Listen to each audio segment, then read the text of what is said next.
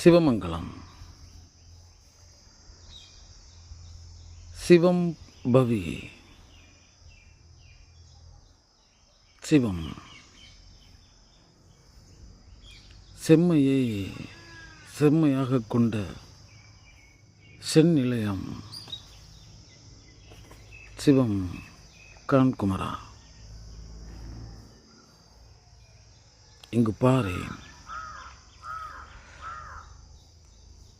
அணு, அண்டம், பேரண்டம், அண்டரண்டம், அந்தரண்டம், அந்தரண்ட பகிரண்டம், அதையும் தாண்டி சொல்லுனா கரும்பிரதேசம் கடந்து அதையும் தாண்டி இரு பெரும் பேரொளி சப்த பிரகாச மூலம் திருமூலன் தொழுதேத்தும் திருமூல சிவபர நிலையம். கோடி கோடி கோள்களுக்கு மத்தியில் ஒரு சீர் பெரும் நியமாய தத்துவத்தின் பெயரால்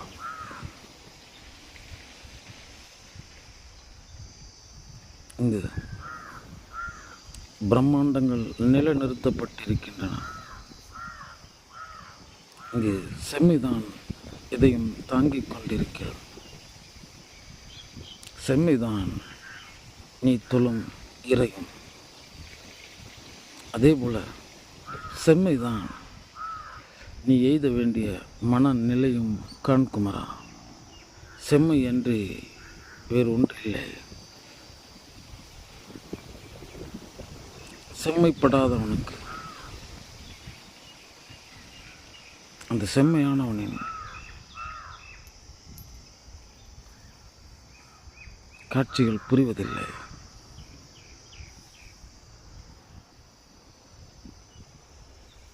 இந்த மண் தன்னில் மனத்தின் பெயரால் அறியப்படுகின்றான். அதனால் மனிதன் என சொல்லப்பட்டான். அவனும் மனச்செம்மையின் பெயரால் மட்டுமே அறியப்படுகிறான். அவனை அறியவும் அவன் மனச்செம்மை அடைய வேண்டியதாய் இருக்கிறது. சகலத்தையும் அறிவதற்கும் அதே மனச்செம்மைதான் வாசலாய் இருக்கிறது கான்குமரா. இந்த யோகம், யாகம், பக்தி, வாசி, இன்னும் பல எத்தனையோ வழிமுறைகள்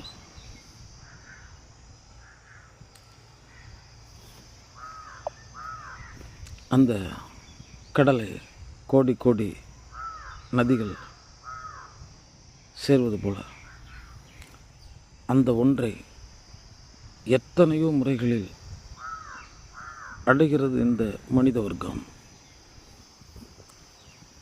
அத்தனைக்கும் நுழைவுச் சீட்டே மனச்செம்மையாய் இருக்கிறது கான்குமரா.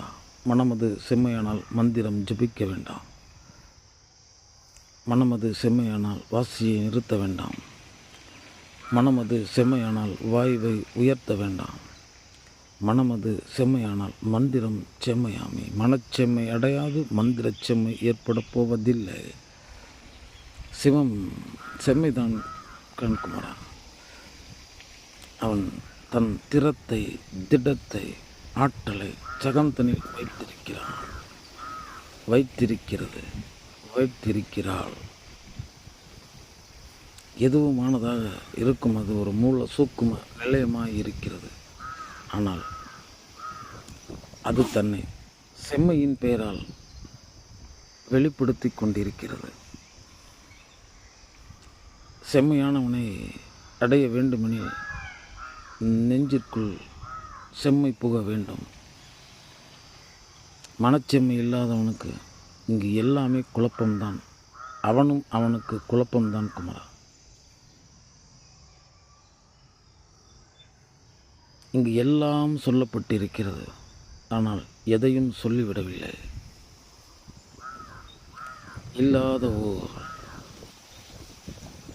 செல்லாத பாதை, கல்லாத மனம், பாவம் பயத்தோடும் பதைபதைப்போடும் பயணித்து கொண்டிருக்கிறது. அதை நோக்கி அது தன் உடலை எடுத்து சென்று கொண்டிருக்கிறது.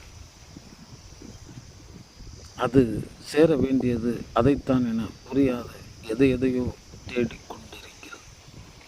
எத்தை தின்றால் பித்தம் தீரும். குமரா, இந்த பேரண்டம் மொத்தமும் ஒரு மூலப்பொருளை கொண்டுதான் செய்யப்பட்டிருக்கிறது. மண் ஒன்றுதான் பல நற்களம் ஆகிடும். இப்படி பல்வேறு களங்கள் செய்யப்பட்டிருக்கின்றன. ஆனால் மூலப்பொருள் ஒன்றாக இருக்கிறது. ஒவ்வொன்றையும் செய்து அது ஒவ்வொன்றிலும் இல்லாதது காண்குமரா. எதையும் தாங்கி இருக்கும் அது எதிலும் தங்காது இருக்கிறது. அந்த தனித்தன்மை உடையதனால் அது தனிப்பரம் என அழைக்கப்படுகிறது காண்குமரா. இது ஒரு ஜால லோகம். அதுதான் உனக்குள்ள அந்த ஜால மனத்தை வைத்திருக்கிறது. இந்த மனத்தின் ஜாலத்தில் மயங்கினவர்கள் சக ஜாலத்தில் மயங்குகிறார்கள். ஜாலம் கடந்தபின் மனம் புலப்படுகிறது. அது வெறும் மனமே. மலருக்கு மனமும் மனிதனுக்கு மனமும் நேரொத்ததனக்கான். இரண்டிற்கும் மூலமில்லை. உபமூலத்தோடு இருப்பது மூலத்தை பாதிக்கிறது. அது வாடை. கடந்து செல், இல்லையெனில் அது முடிந்துவிடும். அவ்வளோதான். மனம் கடக்க வேண்டியதாக இருக்கிறது. அவன் புத்தி செம்மைப்படாது. மனம் கடக்க இயலாது குமரா. அதனால் நம்ம இங்கே பயில வேண்டிய பாடமே செம்மை தான். உன் இறைவனின் பெயரும் அதுதான், சிவம், செம்மை. ஆனால் இங்கே எல்லாம் செம்மையாக படைக்கப்பட்டிருக்கு. ஆனால் இன்றைக்கி அது இந்த களத்தில் இந்த மனிதர்களிடத்தில் இருக்கா அப்படின்னா இல்லை குமரா. பேதப்பட்டு கிடக்கிறது. அது பேதப்படுவதற்கு இறைவாதமே மூலவாதமாக இருப்பது தான் பெரும் கொடுமை. அன்பு இன்ப ஆனந்த வடிவது அப்படின்னு சொல்லிட்டாங்க. அன்பை அறிகிறாயா? அம்மயமானவன். ஒரு இன்பத்தை அறிகிறாயா? அம்மயமானவன். ஒரு ஆனந்தத்தில் நிலை பெறுகிறாயா? அம்மயமானவன். அவ்வளோதான்.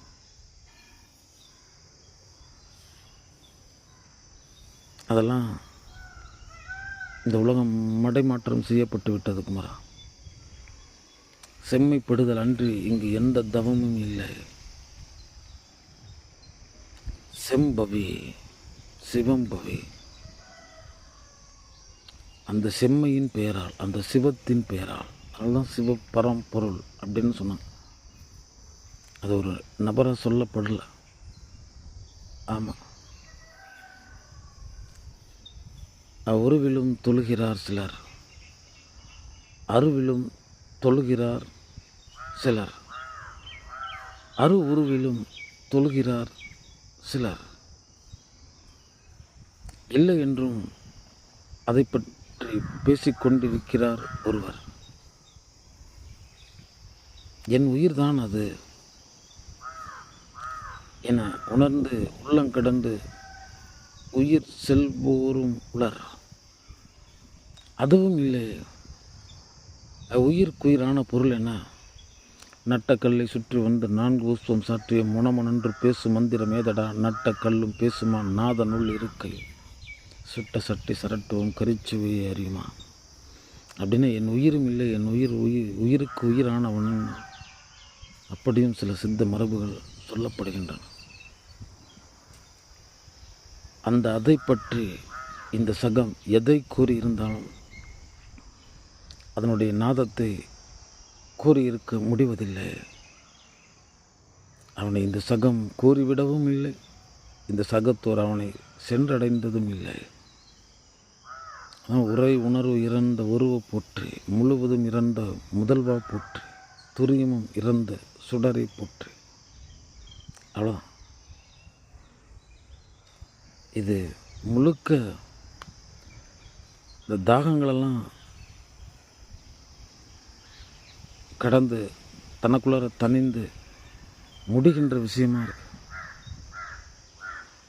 இந்த சகத்திற்கு அவ்வளோ எளிதாக புரிய வச்சிட முடியாது. இந்த இறைவன் அப்படிங்கிற பேரால் எதோ பேசப்பட்டுருக்கு. அன்றன்று புதிய புதிய வழிமுறைகள் தோன்றிக் கொண்டிருக்கின்றன. நம்ம இதை எதையும் குறை சொல்வதற்கு இல்லை. ஏன்னா இந்த சகத்தினுடைய எல்லா கணக்குகளும் எழுதி முடித்து மூடி வைக்கப்பட்டு விட்ட மாய புதினங்களாக இருக்கிறது. ஆமாம், எல்லாமே முடிஞ்சிருச்சு. சாம்பலிலிருந்தே வந்தது பின் சாம்பலாய் போகும், அவ்வளோதான். இவன் மனிதனென வைக்கப்பட்டிருக்கிறான், அவ்வளோதான். மனிதன் காத்து ஒரு சம வாழ்வு சகஜமாக சமாதானமாக மேலே கீழே இல்லை, எல்லாம் நடுவமர் நாயகர்கள் அப்படின்னு ஒரே குலம், அதற்கு அதிகாரி ஒரே தேவன். அன்பு இன்ப ஆனந்தமயமாய் எல்லோருள்ளும் இருக்கிறான். அவனை யாரும் போய் அடைஞ்சதில்லை. சென்றடையாத திருவுடையானை யாரும் அடையலை, யாரும் அவனை சொல்லிடல. இந்த நரன் நாக்குக்கு அகப்படா இறை அது. இந்த நரன் நாக்கில் எச்சுப்படும் அளவுக்கு அது ஒன்றும் அற்ப பொருள் இல்லைன்னு சொல்கிறேன். அதாவது சிந்தைக்கரிய சிவமே போற்று அப்படின்னா, சிவனை போற்று இல்லை, சிவமே போற்று. அதனால் இங்கு அதை தவிர எதுவுமே இல்லை அப்படியும் காணலாம். இங்கு அது எதிலும் இல்லை அப்படியும் காணலாம். இன்னொரு புறம் தடயத்தை தொலைத்துவிட்டு ஒரு தண்ணீரற்ற தலைவன் தரணியை தன் தலையால் தாங்குகிறான் அப்படின்னு சொல்லலாம், சொல்லாமலும் இருக்கலாம். நீ அவனை கருதுன போட்டுன அப்படிங்கிறதுக்காகலாம் அதனோட அன்பை நீ பெற்றிட முடியுமான்னா புரியல. ஏன்னா அதற்கெல்லாம் நம்ம முன்னவர்கள் சொல்லிட்டு போயிட்டாங்க. சத்தியம் சிவம் சுந்தரம். சிவம்ங்கிறது தொல்லும் நிலையில் இருக்கிற இறையாக இருக்குது. இந்த சத்தியங்கிறது கடைபிடி நிலையில் இருக்கின்ற இறையாக இருக்கிறது. அப்போ கடைபிடித்து சிந்தித்து கண்டு சொல்லி செய்து அதன் பேரால் சாதித்து நான் நிலை நிற்கும் பொழுது அது அந்த சத்திய கதவை திறக்குது. அதுக்கு அடுத்தது தான் சிவம். உணர்ந்ததுக்கு அப்புறமேட்டு தான் சுந்தரம். நீ பிரகாசமயமாகிறாய். ஆனால் இங்கே சத்தியம் பேசப்படுறதே இல்லை. ஏன்னா இந்த களம் வேறு. என் குருநாதன் தான் சொன்னான், குமரா இங்கு ஒரு சத்தியன் சத்தியனை சத்தியன் என்கிறான், சத்தியன் அசத்தியனை அசத்தியன் என்கிறான், அசத்தியன் சத்தியனை அசத்தியன் என்கிறான், அசத்தியன் அசத்தியனை சத்தியன் என்கிறான். அப்போ இங்கே காட்டப்பட்டிருக்க சத்தியமாக பேசப்பட்டுக்கிட்டு இருக்கவங்க எல்லாம் சத்தியர்களான்னு கேட்டால் இல்லை. அசத்தியன் அவன் ஒருத்தனை சத்தியன்னு சொல்லியிருப்பான். அவன் சகத்திற்கு அசத்தியன் தான். ஆனால் அசத்தியனுக்கு அந்த அசத்தியன் சத்தியனே. நல்லவன் நல்லவனை நல்லவங்கிறான், நல்லவன் கெட்டவனை கெட்டவங்கிறான், கெட்டவன் நல்லவனை கெட்டவங்கிறான், கெட்டவன் கெட்டவனை நல்லவங்கிறான். இவ்வளோதான் விஷயம். அதனால் இங்கே நாளாக திரிஞ்சு கிடக்கு. அதுக்கு தான் ஐயா வான் பொய்த்தாலும் தான் பொய்க்கா வள்ளுவம் சொன்னது, எப்பொருள் யார் யார் வா கேட்பினும் அப்பொருள் மெய்பொருள் காண்பதறிவு, எப்பொருள் எத்தன்மையதாயினும் அப்பொருள் மெய்பொருள் காண்பதறிவு. அதற்கு தான்ப்பா வைக்கப்பட்டிருக்கு. ஆறும் ஆறாம் அறிவை வைத்து பகுத்தறிவுங்கிற பெயரால் எந்த உயிர்களுக்கும் அந்த சமநீதி சம உயிர் அங்கீகாரங்கிற பெயரால் உயிரை உயிர் வடிவாய் உயிரிலிருந்து உயிர் மயமாய் காணுதல், நீ வேறு அது வேறு இல்லை அப்படின்னு காண்றது. அவ்வளோதான். உனக்குள்ள அந்த ஆற்றும் சுபாவத்தை கொடுத்தது, தாய்மை, தியாகம் அப்படின்னு ஒரு சுபாவத்தை கொடுத்தது. இதன் பெயரால் எதையும் அதால் சமன் செய்திட முடியும், சரி செய்திட முடியும். தன்னையும் மனச்சமநிலையில் வைத்திருக்க முடியும், தன்னை சார்ந்து இருக்கிறவங்களையும் மனநிலை அந்த சமநிலைக்கு எடுத்து சென்றுட முடியும். ஆனால் இன்றைக்கி என்னென்னா அதை பற்றிலாம் பேசப்படுறதே இல்லை. மனிதாபிமானங்கள்லாம் இருக்குது, அங்கங்கே இருக்குது, அங்கங்கே அது தன் கடமையை செய்துக்கிட்டு இருக்கு. இதெல்லாம் ஒன்றிணையாமல் ஒரு பிரித்தாளும் சூழ்ச்சி இந்த மாயை இப்படியோ மடை மாற்றி இவர்களெல்லாம் செலுத்திக்கிட்டு இருக்கு. களத்தில் பாடம் மெய் அறிதல், அவ்வளோதான். நடைபயணத்திற்கு பேர் மெய், காயம் மெய் என சொல்லப்படுகிறது. ஜீவன் இருக்கின்றது, அதனோட முடிவான இலக்குங்கிறது அது ஆத்துமா. அத்துமா ஆத்துமா, ஆத்துமா தான் ஒன்று. அத்துமா அப்படின்னா அது மயமாக நீ உணர்ந்து நீ அங்கே உள் சென்றுடுறது. சும்மா நம்ம இறைவாதம் பேசிக்கிட்டு மனிதாபிமானம் இல்லாமல் இந்த கேட்பாரற்றவர்களை கண்டும் காணாமல் நம்ம பாட்டுக்கு இது இறைவன் நமக்கு ஏதோ ஒரு பெருசாக அருளிட்டான்னு நினச்சிட்டு இது வாழ்வு இல்லை குமரா. நீ வாழும் வரை இந்த சகத்திற்கு பயன்பட்டு இருக்க வேண்டும். நீ தனியாக அந்த செம்மையானவனுக்குன்னு நீ எந்த நன்மையுமே செய்திட முடியாது. அவன் நல் இருளில் நட்டம் பயின்றாடுபவனாய் இருக்கிறான். அவன் ஆட்டத்தை எவனும் கண்டதில்லை. நட்டம் பயின்றாடி கொண்டிருப்பவன் அவன் தனக்குள்ளார நஷ்டப்பட்டுக்கிட்டு இருக்கான். நீங்கள் வாழ்க்கைங்கிற லாபத்தில் இருக்கீங்க, இதனால் அவனுக்கு எந்த பிரயோஜனமும் கிடையாதுன்னு சொல்லு. அப்படி ஏதாவது நீங்கள் அவனுக்கு செய்யணும்னு நினைத்தீங்கன்னா இந்த படைப்புகளெல்லாம் ஒரு படைத்தவனை பறைசாற்றுகின்றன. படைப்புகள் படைத்தவனின் பெயரால் அறியப்படுகின்றன. சிற்பங்கள் சிற்பியின் பெயரால் அறியப்படுவது போல அதில் இந்த சகத்தால் கைவிடப்பட்டவர்கள், மிக மிக நலிவுற்ற மிகுந்த வறிய நிலையில் இருப்பவர்கள், கேட்பாரற்று ஓட்டை ஓலை குடிசைக்குள் முடங்கி கிடக்கும் உன்னுடைய சகோதரங்கள், இன்முகத்துடன் அன்பாய் பேசி என்றதை செய்து வை. அங்கு இருக்கிறான் நீ தேடிக்கொண்டிருக்கும் இறைவன். உனக்கு துன்ப மயமாக, உணர்வு மயமாக, பசி மயமாக உனக்குள்ளே இருக்கிறவன் தானே அங்கேயும் இருக்கான். இந்த பசி கொடுமை என்னன்னு உனக்கு தெரிஞ்சிருக்கும்ல. கைவிடப்பட்ட மனநிலை அது எவ்வளோ கொடூரமானதுன்னு உங்களுக்கு தெரியும் தானே.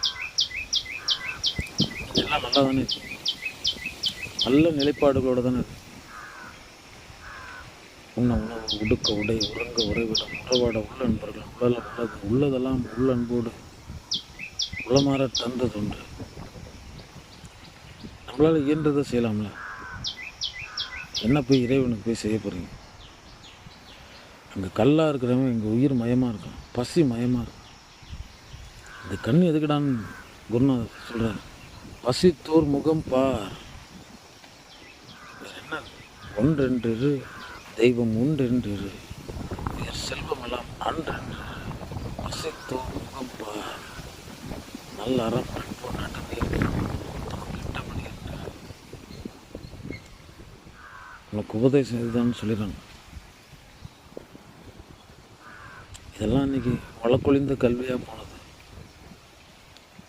அதெல்லாம் எங்கள் குருநாதர் குமரா அவருடைய உண்ணும் உணவு சரி பகுதியிலிருந்து சகத்திற்கு வழங்க கடவுது. யாவருக்குமாம் இறைவருக்கு ஒரு பச்சிலை, யாவருக்குமாம் பசுவிற்கு ஒரு வாயுரை, யாவருக்குமாம் உண்ணும்போது ஒரு கைப்பிடி, யாவருக்குமாம் பிறருக்கு இன்னுரை தானே. இவ்வளோதான், இவ்வளோதான் இறைவன். இறைவனுக்கு ஒரே ஒரு பச்சிலை போதுன்ட்டு நீ போய் சிரமப்படாதப்பா, நான் அதை செஞ்சேன் இதை செஞ்சேன் நினச்சிக்கிட்டு இருக்காதப்பா. அவன் இருக்கிறது உண்மை. ஏன்னா என்னை தாங்க மண்ணை காட்டினான், மண்ணை தாங்கும் நபரை காட்டல. உடலை காட்டினான், உயிரை காட்டவில்லை. உடலை காட்டினான், உள்ளத்தை உணர்வுகளை நான் சொல்லும் சொல்லை காணவில்லை. மலரை காட்டினான், நறு மனத்தை காட்டவில்லை. தேனை காட்டினான், தேனின் சுவையை காட்டவில்லை. மின் கடத்தியை காட்டினான், மின்சாரத்தை காட்டவில்லை. மனிதனை காட்டினான், அவன் மன விகாரங்களை காட்டவில்லை. இல்லை இல்லை நின்ற ஒன்று இல்லை என்னலாகுமோ, இல்லை அல்ல என்றும் அல்ல இரண்டும் ஒன்று நின்றது, எல்லை கண்டு கொண்டோர் இனி பிறப்பதிங்கில்லை. ஆமாம், அது ஒரு இல்லாமல் இருக்கிற விஷயம். தேனை பற்றி பேசி பிரயோஜனம் இல்லை. அது சுவைக்கிற விஷயம்.